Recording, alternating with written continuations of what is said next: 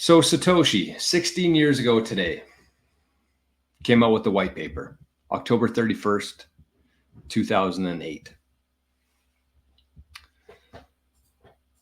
So at that time, and you have to keep in mind here that, so just following the timeline here, a couple of years of relevance in Bitcoin. 2008, October 31st, that's when the Bitcoin white paper was released to the public. Fast forward 2 months and a bit, January 3rd, 2009, that's when the very first Bitcoin block was mined as a Genesis block, January 3rd, 2009. So between October 31st and January 3rd, those couple months, that's kind of when they were testing it.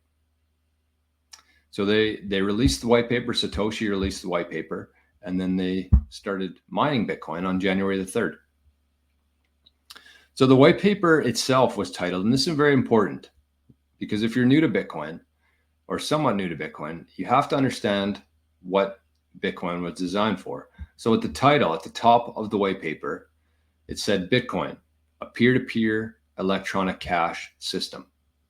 Peer-to-peer, cash, right? Not currency or anything like that, but a cash, because words are important in this kind of stuff. So a peer-to-peer electronic cash. So in the white paper, Satoshi described the concept and design of the world's first decentralized digital currency that we know as Bitcoin. And Satoshi himself mined roughly 1 million Bitcoin. 1 million Bitcoin were mined by Satoshi. None of them were ever spent. Imagine that. Imagine having 1 million. So to me, that suggests that they either burned the keys to the wallet or they're very, very patient or something. 1 million Bitcoin, I don't even know what the value of that is today. A lot. But Satoshi mined 1 million Bitcoin and haven't spent any of them. I think they used a couple to transact with as test transactions. But other than that, the 1 million Bitcoin have sat in that wallet and have not moved. So it's important. It's an important part of Bitcoin to understand that every single Bitcoin that's been put into circulation has been earned through proof of work, right?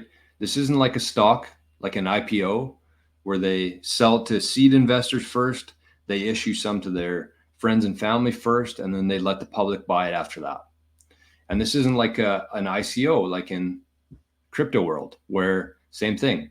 They take 50% of the tokens, they give it out to their friends, and then they sell the rest to the public. Every single Bitcoin that's been mined or put into circulation has been earned. And when I say earned, I mean people have either bought them or they have hooked up their miner and earned them through mining. So that's the only two ways to get Bitcoin, right?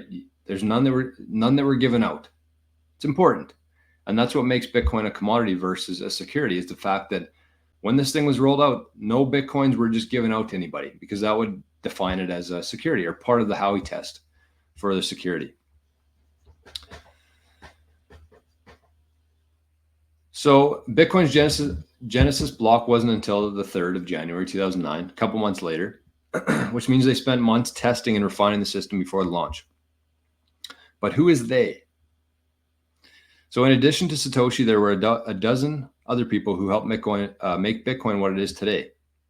So I'll talk about a couple of them here. There's about 12 people that I found that were involved, but there's 4 kind of memorable ones that are worth talking about, I think. So one of them was Hal Finney. Everybody knows Hal. He was the first person to receive a Bitcoin transaction. There was Adam Back, who invented Hashcash, which is what Bitcoin's proof of work protocol was based on. So if you watched the documentary a couple weeks ago, Adam Back was there in the early days and then kind of gave up on Bitcoin, or that's the story anyways, that's how the story goes, and came back in 2013. So he invented Hashcash, which is part of the proof of work aspect of Bitcoin, but then just kind of went away for a couple of years and came back in 2013 and started getting active in the messages again. Nick Szabo created BitGold, which was the precursor to Bitcoin. There was a lot of precursors to Bitcoin, about 40 years worth of work, documented work that led to Bitcoin, but BitGold was a big part of that. Gavin Andresen became the lead developer after Satoshi stepped away in 2010. So that's kind of the timeline there. 08, the white paper was released to the public. 09, the first Bitcoin was mined, the Genesis block. And then in 2010, that's when Satoshi walked away. And the last message he sent wasn't anything of substance. It was just talking about security. And so he didn't say goodbye. There was no grand finale or exit. He just kind of left.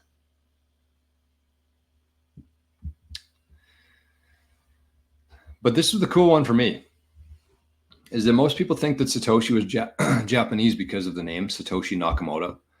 But based on the spelling, if you look at the message boards, some of the spelling would suggest that they might have been Canadian. They spelled color, COLOUR, which is how you spell it in Canada here. Gray, also Canadian spelling, GREY. And the forum activity, or that might not be specific to Canada, but specific to like the West. And the forum activity, whenever he was posting messages, it seemed like it was in the US time zones.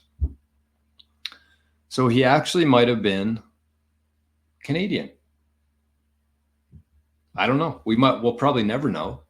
But I think as a Canadian myself, I would be very proud and honored to claim Satoshi as a Canadian. And you don't hear too many people talking about that because I don't think people want him to be a Canadian.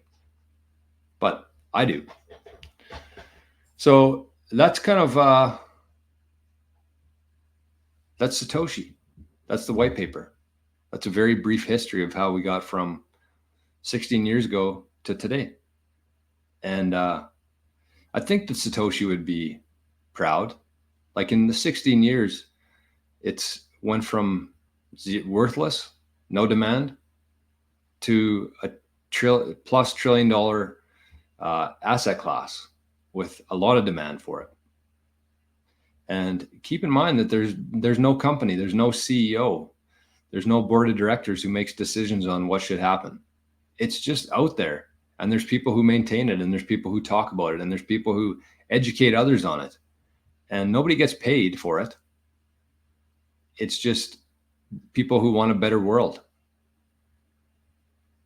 So I do think that Satoshi would be very proud of what Bitcoin's turned into. I think so. Sure, there's been some issues along the way, but I mean, how could there not be? And the foresight and vision that Satoshi had for current day and looking out into the future is truly something to behold. And that makes me believe that it wasn't one person, because I don't think that the one person could possibly have the mental capacity to design something like Bitcoin. So I could be wrong, but that's just kind of my thoughts on it.